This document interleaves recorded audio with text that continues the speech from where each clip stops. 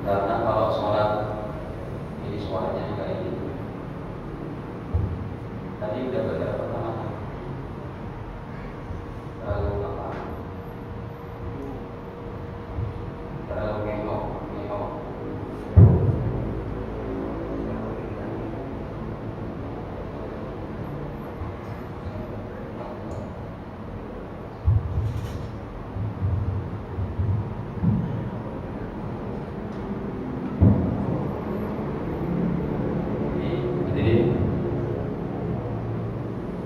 Alladzina hum fi salatihim khashi'un, yaitu orang-orang yang khusyuk dalam sholat. Karena sholat ini kalau tidak diperjuangkan kekhusyukannya bisa mendapat ancaman sebagaimana yang Allah firmankan di dalam surat Al-Ma'un. Ya.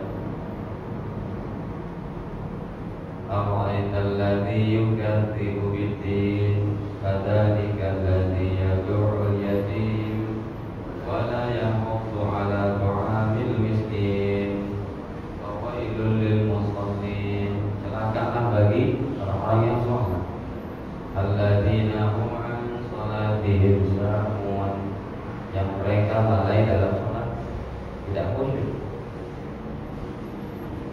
Hadirin, kalau ada di antara kita sholat, lagi sholatnya mikir nanti habis sholat maghrib beli apa, itu sholatnya makruh. Makanya untuk membuat sholat kita khusyuk, paling tidak apa yang kita baca kita resapi. Itu cara paling mudah lah untuk menjadikan sholat kita sholat yang khusyuk. Ya. Lagi sholat memikirkan ketika pertama kali dia menikah, ijab qabul. Lagi sholat bahkan mencari kunci motor yang lupa ditaruhnya di mana. Ini indikasi sholat orang menjadi makruh. Makanya diperjuangkan ketika setelah kita takbir Allahu Akbar, itu seluruh apa yang kita baca minimal kita transfer dalam otak dan hati kita. Kita baca doa kita, Allahu Akbar kabira, ya Allah Engkaulah yang maha besar yang selesai, alhamdulillahi katsira, Engkaulah yang maha terpuji dengan sebanyak-banyaknya. Subhanallah wa asila, Engkau maha suci pagi petang sore. Wajah dia lillahi fatara samawati wal ardh. Aku hadapkan wajah hati diriku kepada Allah yang telah ciptakan langit bumi. Terus jika dibaca Fatihah, alhamdulillah rabbil alamin, segala puji bagi Allah yang maha menguasai dan Rabbiyah seluruh alam, Tuhan semesta alam, ya Ar-Rahman ya Rahim, maha pengasih maha penyayang. Sampai ketika kita lagi rukuk, subhanallah ya Allahu wa bihamdi, maha suci Kau yang maha agung dengan segala puji bagi. Itu cara sholat kita untuk khusyuk seperti itu. Betul-betul. Kalau tidak diperjuangkan seperti itu, insyaallah sholat kita bisa piknik sholatnya. Sholatnya piknik kesana. Ya. Makanya nanti ada hadisnya, Nabi katakan kalau kamu mau sholat, jangan nahan-nahan kencing atau nahan-nahan buang air. Bayangin, buru-buru dia mengejar jamaah, Allahu Akbar, perutnya mules. Ini sudah selesaikan dulu. Berapa rakaat yang Anda dapat sempurna. Ya, besok-besoknya diatur sedemikian rupa supaya sholat jamaah kita tambah baik. Baik, hadirin yang sama-sama dirahmati Allah. Jadi anjuran sholat khusyuk ini adalah merupakan salah satu seorang beriman menjadi bahagia secara zahirnya pun Allah firmankan seperti itu. Ya, dalam Al-Mu'minun tadi, qad aflahal mu'minun alladzina hum fi shalatihim khashi'un. Sungguh telah berbahagia orang-orang beriman yang mereka dalam salatnya adalah khusyuk. Baik. Hadirin, jadi khusyuknya kita nanti ada juga sih tambah-tambah khusyuk itu. Maksudnya ini khusyuk dihasilkan ketika kita sudah masuk dalam sholat, paling tidak seperti itu. Allah, kita terjemahkan dalam hati kita apa yang kita ucapkan di mulut kita. Jangan ada apa orang yang dia alhamdulillahirabbil alamin hatinya melayang. Nah, ini tidak bagus. Makanya sholat kita itu dilatih dengan sholat, banyaknya sholat sunnah. Coba lagi sholat sunnah, tahajud, duha, laksanakan yang khusyuk. Dan untuk melatih sholat enaknya mah waktu malam, waktu tahajud. Ya, ketika orang lagi terlelap, tidak ada suara-suara apa, bisa khusyuk itu cara untuk melatih sholat kita jadi khusyuk. Selain itu tambahannya banyak. Cara berwudunya harus benar, ilmunya mengerti, makanannya dijaga, cari hartanya yang halal, jaga pandangan mata. Salah satu yang akan membuat sholat khusyuk, pandangan mata dijaga. Enggak sembarang melototin, ya maksudnya enggak sembarang melototin. Nanti kalau udah siaran gimana? Melototin kamera terus ya. Hadirin, An Abi Hurairah radhiyallahu anhu, dari sahabat Abu Hurairah radhiyallahu anhu, qala, beliau berkata, naha Rasulullah sallallahu alaihi wasallam, Rasulullah SAW melarang, ya. Ini agak berat kan, atasnya agak enak. Udah full ya. Ini bisa masih udah.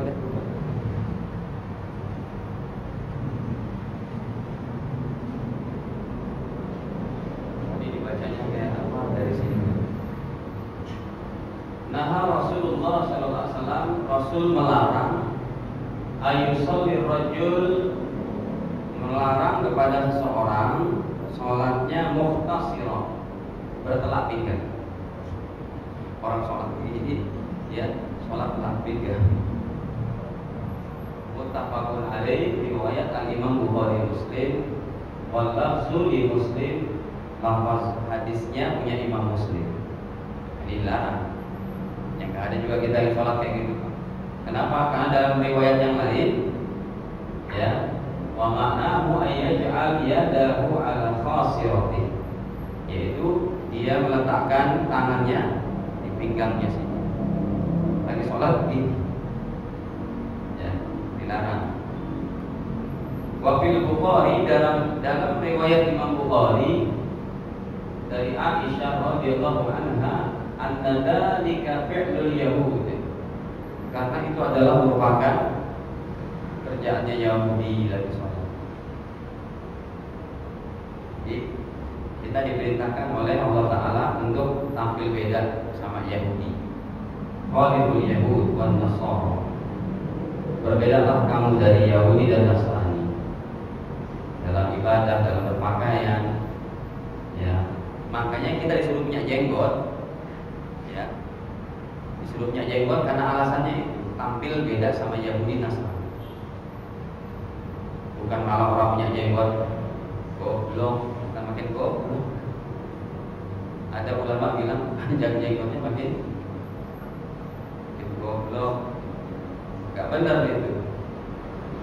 Pernah dengar kan?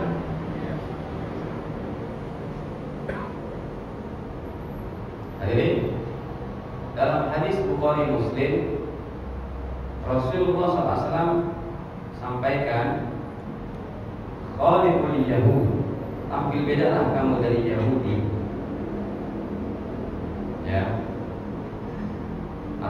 khaliful musyrikin.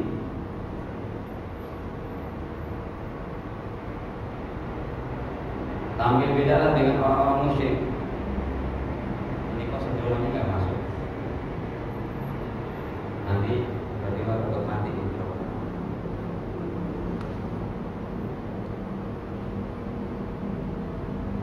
Orang jauh tak. Ya, masuk. Dan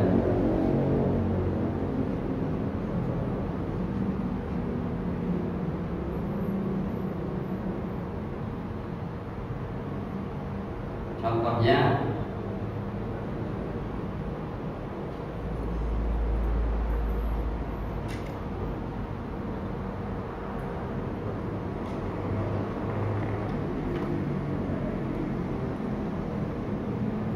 Rasul katakan di sini khaliful musyrikin.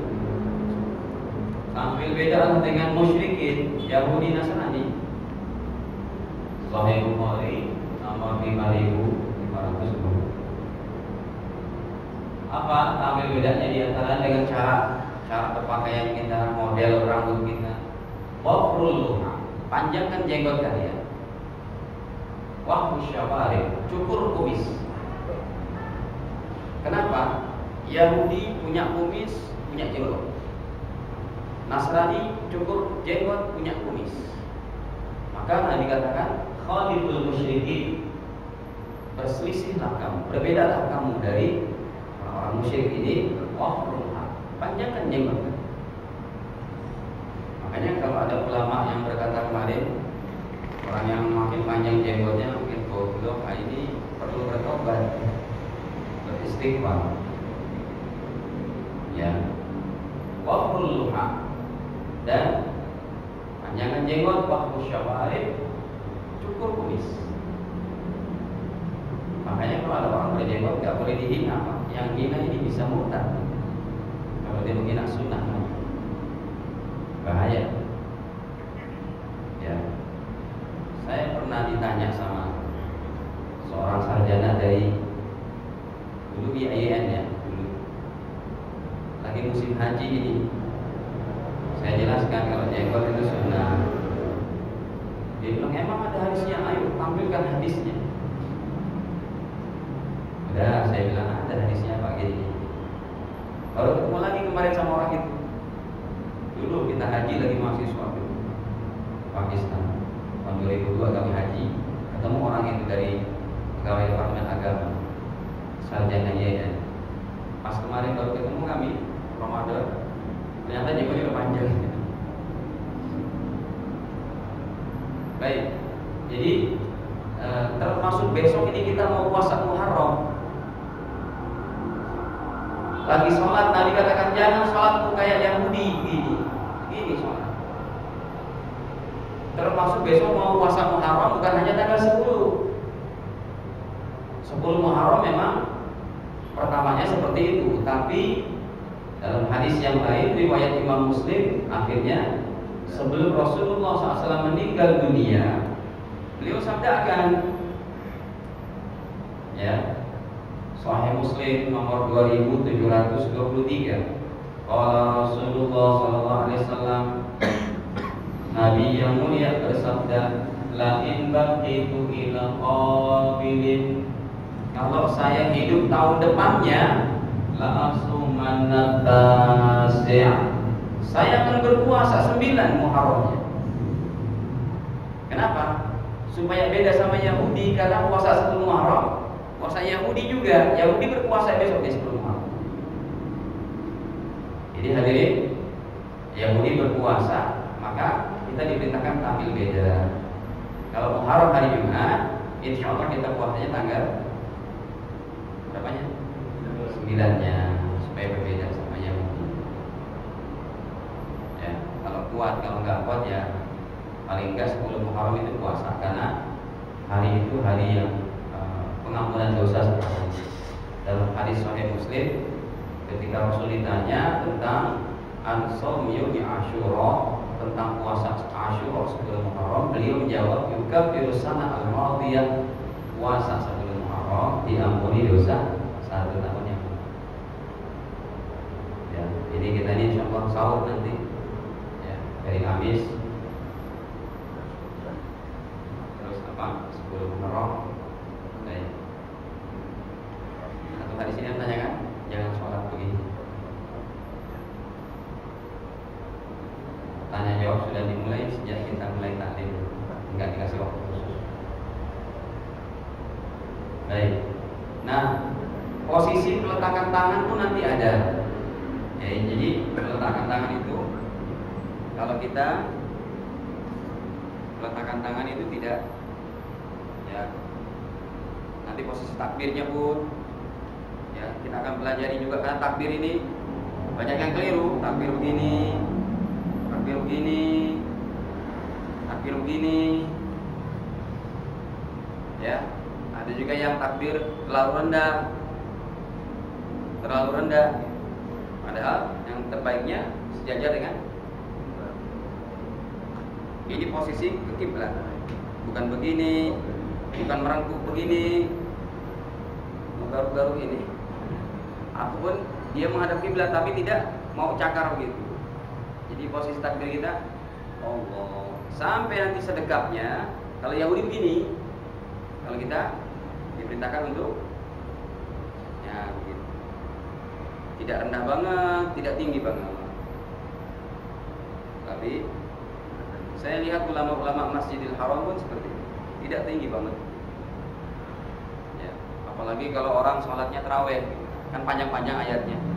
Jadi kalau begini kecapean nanti. Ya, seginilah.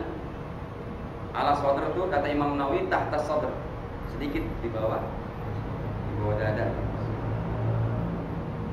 Baik, ada.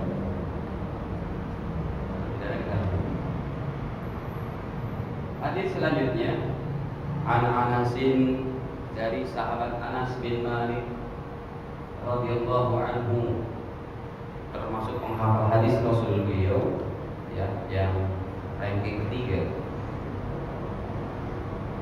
Hadisnya hampir 2.600 sekian ke 2.400. Anna Rasulullah sallallahu alaihi wasallam qala, sesungguhnya Rasul sallallahu alaihi wasallam bersabda, "Idza quddimal asya", kalau asya, perhatikan asya sama isya beda tuh.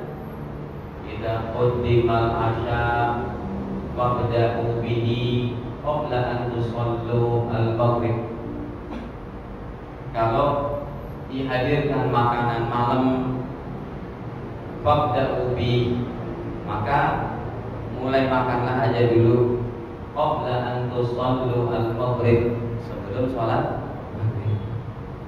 Ini maksudnya bukan setiap sholat maghrib dihidangin makanan, makan dulu setiap hari kayak gitu sehingga ketinggalan sholat berjamaah.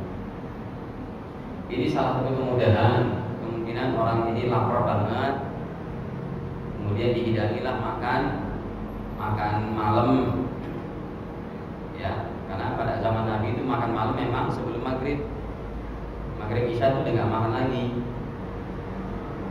Dalam bahasa apa itu nasihat para ahli hikmahnya, khairul asya sawafiru, makanan malam yang terbaik adalah yang sawafiru, yang belum gelap banget matahari, maksudnya malam belum gelap banget.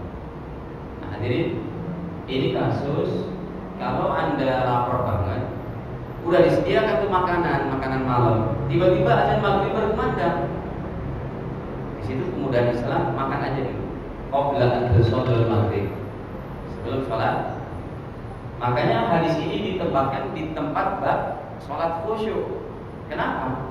Ketika dia mau makan, lapar banget, keroncongan, ya, tiba-tiba azan berkumandang, sholat dulu kamu. Akhirnya dia sholat. Lagi sholatnya Allahu Akbar. Tadi saya lihat lauknya Masya Allah sampai apa, nggak khusyuk jadi sholat. Udah makan dulu. Besok-besok waktu diatur sedemikian rupa supaya waktu makan malam tidak berbenturan dengan waktu sholat maghrib atau sholat isya. Ya, jadi hadis ini memang untuk menjelaskan bahwa kalau orang lagi dalam keadaan mau makan banget udah disediakan, ada berkumandang makan dulu supaya dia tidak bawa risau perut yang keroncongan dalam sholat dia makan. Cuma nanti esok lusanya diatur sedemikian rupa waktunya supaya dia tidak melalaikan maksudnya bukan melalaikan, supaya tidak berbenturan waktu makan dan kayak kita sekarang ini. Ya, kira-kira lapar banget nggak apa sekarang? Makan malamnya kapan? Habis Isya ya? Nggak lapar banget kan? Kayaknya pada lemas kan? Gak ada makanan. Nggak ada makan. Gak ada makanan. Baik. Jadi boleh kalau sudah sediakan makan.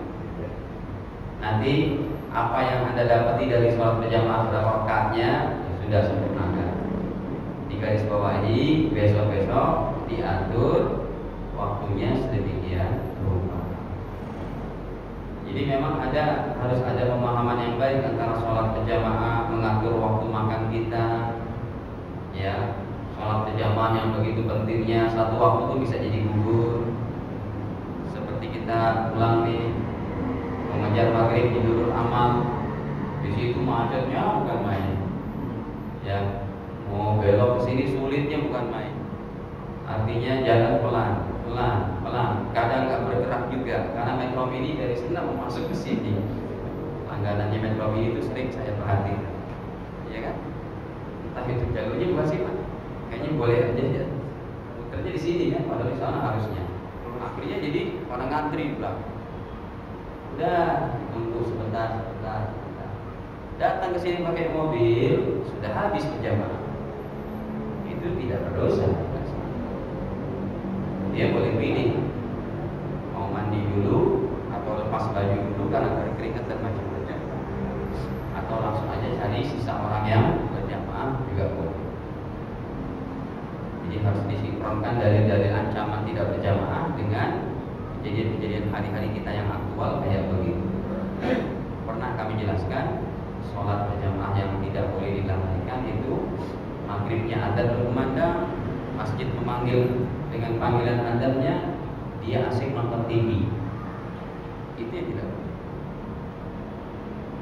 Soalnya ini Pak, beritanya asap di mana-mana. Gak boleh. Tinggalkan dulu. Baik. An Abi Dzar radhiyallahu anhu, hadis selanjutnya riwayat Imam yang 5 bisnadin sahih. Imam yang 5 ini Imam Ahmad, Imam Abu Dawud, Imam Tirmidzi, Imam Nasa'i, dan Imam Ibnu Majah. Bisnadin sahih, dengan sanad yang sahih. Qala Rasulullah sallallahu alaihi wasallam. Rasulullah SAW bersabda, "Idza qama ahadukum bis shalah." Kalau kalian berdiri dalam sholat, sudah diri sholat, fala yamsahil hasa, jangan main-main sama kerikil, karena material apa dalamnya Masjid Nabawi lantainya itu masih apa? Pasir. Lagi sholat ya. Jadi sudah Allah. Jadinya kakinya main-main kerikil. Ada. Ya bisa juga dengan arti yang lain selain kerikil digini-gini kan. Umpamanya lagi sholat dia sudah takbir, ya kemudian dia mainin jenggotnya panjang nih, dilus-lus lagi sholat, ya tidak boleh juga. Saya pernah lihat orang Arab sholat, jadi dia takbir masih begini posisinya, Allah lagi sholat baru gitu. Nah, ini tidak bagus. Sering saya lihat, ya. Lagi sholat betulin sorbannya, sorban dibetulin, ngancingin baju lagi sholat. Udah gitu handphone berbunyi lagi. Wah, ini paling sama, kelalaian namanya itu. Termasuk membatalkan sholat nggak? Yang mana? Yang ketika nggak sholat terus tangannya bergerak membetulin apa? Kalau tangannya bergerak lebih dari 3 kali, Imam Syafi'i menganggap itu lalai, bisa batal. Kalau ulama Jadi hadirin, sholat yang dia kira-kira bergeraknya itu bergerak alami tidak apa-apa. Karena kita kan nggak bisa diribut, diem kayak patung nggak bisa, mesti ada nafas kita kan. Ya goyang dikit, sana nggak apa-apa. Tapi kalau udah ya lagi sholat, mainin rambut, ini Kalau bergerak yang karena kebiasaan gimana? Saya sering lihat orang bergerak jadinya kayak gitu gitu. ya itu Parkinson kali, Parkinson. Iya, dia udah terbiasa kayak gitu. Kena penyakit, nggak apa-apa sih, maaf kalau Setiap gitu. sholat gitu. Kayak. Ada orang yang dia memang selalu bergetar tangannya, nggak apa-apa. Itu bukan disengaja, itu memang karena penyakit dan Saya tanya Pak Ustaz, mengenai takbir, tadi Pak Ustaz bilang sejajar dengan bacaan bahu. Tapi banyak Ustaz mengatakan sejajar dengan telinga. Satu. Kedua adalah takaran dari rusuh itu bagaimana takaran? Kemarin yang minggu lalu Pak Ustaz menyampaikan bahwasanya Rasulullah pernah bersalat dengan menggendong cucu beliau. Apakah dengan demikian bisa khusyuk? Saya pikir tidak. Yang ketiga adalah pada saat rukuk dan sujud pada sholat sunat, saya mendapatkan kenikmatan sehingga bisa berlama-lama, bahkan saya bisa seperempat jam pada saat sujud. Minta pencerahan Pak Ustaz. Bagaimana? apa yang ketiga? Yang lama-lama sujud. Kemudian lama. Sujud saya bisa seperempat jam Pak Ustaz. Sudah. Yang pertama, untuk takbir ada dua pendapat memang. Imam Ghazali sendiri lebih condong kepada bukan menyentuh telinga tapi sejajar telinga. Ininya tinggi, bukan disentuhin begini. Jadi ini telinga, ujung telinga sejajar. Sementara Imam Nawawi lebih condong kepada dan banyak ulama sampai sininya. Ini hadisnya diantaranya kata Abu Humaid As-Sa'idi, Ra'aitun Nabiyya, aku melihat Nabi sallallahu alaihi wasallam idza kabbar, kalau beliau bertakbir, ja'ala yadayhi hazwan mankibi. Jadi kan kedua tangannya sejajar dengan bahu, mankibi. Ada hadis yang menyatakan sejajar dengan uzun syahmatai uzuni, yaitu apa nih namanya? Ya ujung-ujung telinganya itu sejajar. Jadi kalau menurut Imam Ghazali betul, nggak apa-apa juga begitu. Dan ada dua caranya, begini sama satu lagi. Ya, jadi bukan dia nempel, bukan nempel dengan ininya, sejajar. Tinggi dikit. Ya, versi Imam Ghazali tinggi. Kalau versi Imam Nawawi ataupun kebanyakan para ulama Syafi'iyahnya, ini menghadap kiblat, tidak kaku banget, tidak rapat banget, ya, tidak begini juga, tidak begini juga.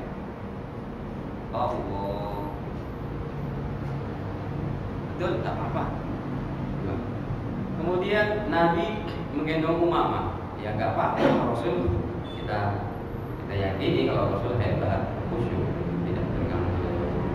Sahabat aja lagi sholat ada yang anak-anak dalam hadis Sahih Bukhari, dalam peperangan Zatul Riqah. Sadar-sadar ternyata udah berdarah. Kayak apa kekhusyuan sahabat?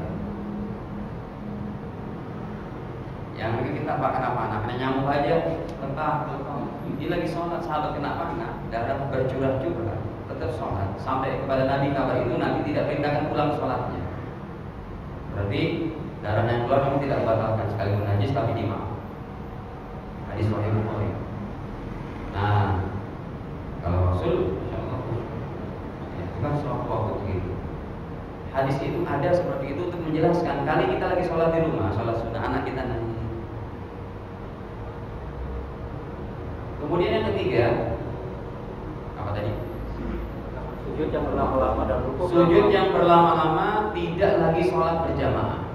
Sholat sunnah. Imamnya sudah naik rakaat kedua, Allah Akbar, dia masih sujud saja.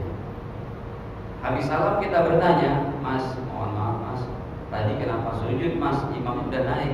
Saya kan ngamarin hadis. Ada hadisnya tuh riwayat Imam Bukhari, Imam Muslim, Imam Abu Dawud. Nabi katakan, Inna aqraba yakunul abdu ila rabbi fa huwa sajid. Orang yang paling dekat kepada Allah Taala lagi sujud. Faksiru bihi doa. Perbanyaklah doa. Makanya saya ngamalin. Oh, keliru ngamalinnya ini. Kalau lagi berjamaah, jangan ngamalkan hadis itu. Tinggalkan hadis itu, ikuti innama ju'ilal imamu liyutamma. Imam menjadi imam untuk diikuti. Fa idza kabbar fakabbiru.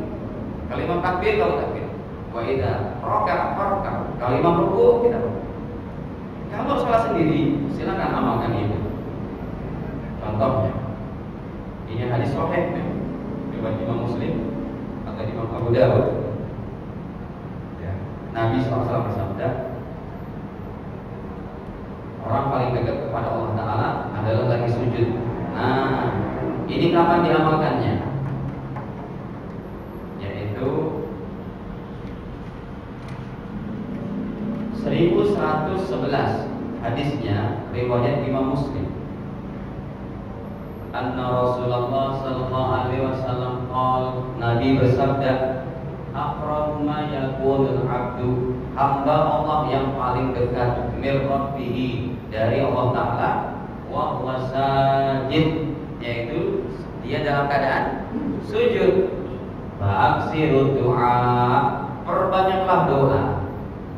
Berarti silahkan Bapak ngamalkan lagi sholat. Sholat sunnahnya pun jangan sholat qobliyah. 15 menit sujud kita, orang nunggu kan mau qomat. Betul? Sedangkan waktu qomat maghrib paling 5 menit kan, 7 menit. Nah, ini lagi pantasnya, baiknya kita sholatkan lagi sholat-sholat seperti tahajud, seperti witir, seperti duha. Silakan 15 menit berdoa. Kalau tidak bisa bahasa Arabnya, dengan bahasa Indonesia tapi dalam hatinya diucapkan. Kalau diucapkan gagal. Dalam hati baca. Kalau bisa bahasa Arabnya silakan. Ya. Apa saja doanya yang diingini lagi dalam keadaan sujud.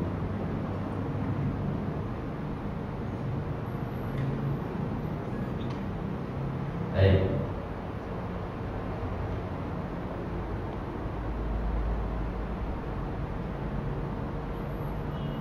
Hadis selanjutnya,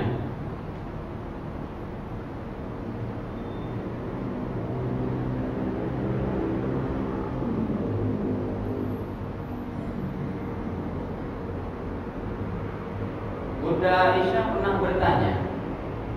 Qalat, beliau berkata, sa'altu Rasulullah sallallahu alaihi wasallam, aku bertanya kepada Nabi sallallahu alaihi wasallam anil iltifati fi shalah, dari tengok-tengok lagi sholat, tengok-tengok lagi sholat. Ya Rasul, nengok-nengok lagi sholat itu gimana sih? Faqala, beliau bersabda, huwa ihtilasun, tengok-tengok lagi sholat adalah sebuah pencurian. Yaqtalisuhu syaitan min sholatil abdi, yang syaitan mencuri dari sholatnya seorang hamba. Ya, jadi hukumnya makruh. Lagi sholat, lihat ke situ. Nanti yang lebih berbahaya lagi kalau sholatnya menghadap ke langit.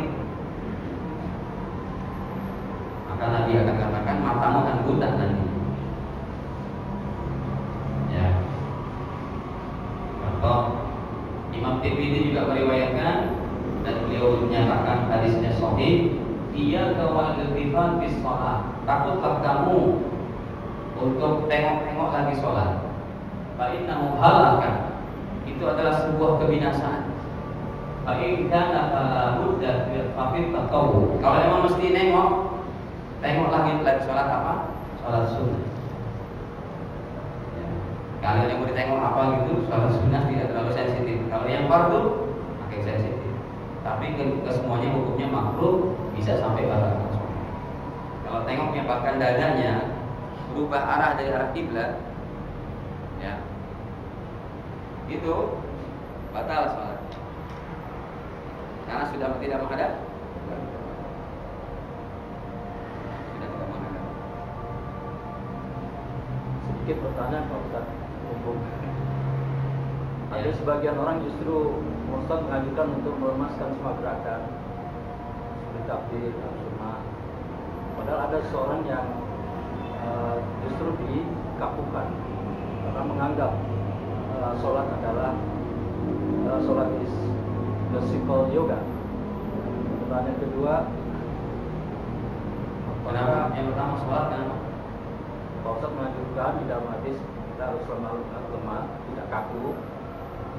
Tapi ada sebagian yang muslim mengkakukan karena menganggap gerakan sholat adalah simple yoga. Terus kemudian pertanyaan berikutnya adalah mohon penjelasan mengenai sujud tilawah itu bagaimana cara pelaksanaannya? Ya, sholat yang saya katakan tadi ketika takbir itu tidak kaku, tidak dibuka lebar, tidak dirapat-rapat, kaku. Itu kaku begini. Tapi sikap sempurna maksudnya. Oh. Bukannya maksudnya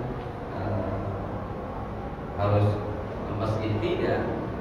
Saya katakan bertakbir jangan dikakukan apanya, dibuka lebar atau dirapat lebar. Tapi sikap sempurna. Sebenarnya yang seperti ini Pak Ustaz.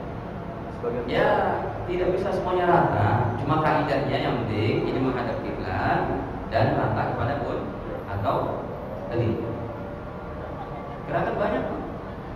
Ada yang sholat cuma, ya, nggak sampai mana, nggak sampai sini bahkan. Cuma gini aja. Terlalu buru-buru. Sikap sempurna saja, tidak kaku, tidak ini banget, tapi posisi ketika ini jangan kaku gini. Sempurna. Allah. Ya, Allah. Tidak. Dan lain-lain. Kemudian yang kedua apa tadi? sujud tilawah. Sujud tilawah ini hadisnya riwayat daripada Imam Muslim, bahkan ya Imam Muslim, dan dinyatakan oleh Imam Tabrani. Rasul sujud tilawahnya itu dilanggengkan kalau hari Jumat subuh. Bacanya surat Alif Lam Mim Tanzil rakaat pertama, rakaat kedua baca Hal ata 'alal insani hinun minad dahri lam yakun syai'an madhkur. Panjang itu memang. Nah, itu hadisnya sahih tentang sujud tilawah. Maka ditambahkan oleh Imam Tabrani, Nabi itu sujud tilawahnya kana yudawim 'alaiha. Ya. Ataupun Nabi SAW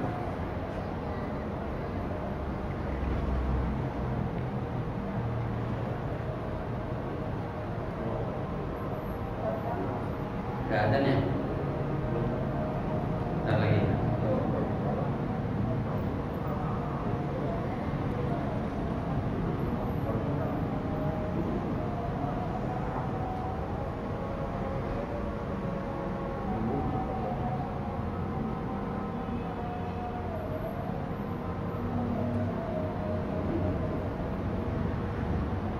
Oh, nggak ada sih.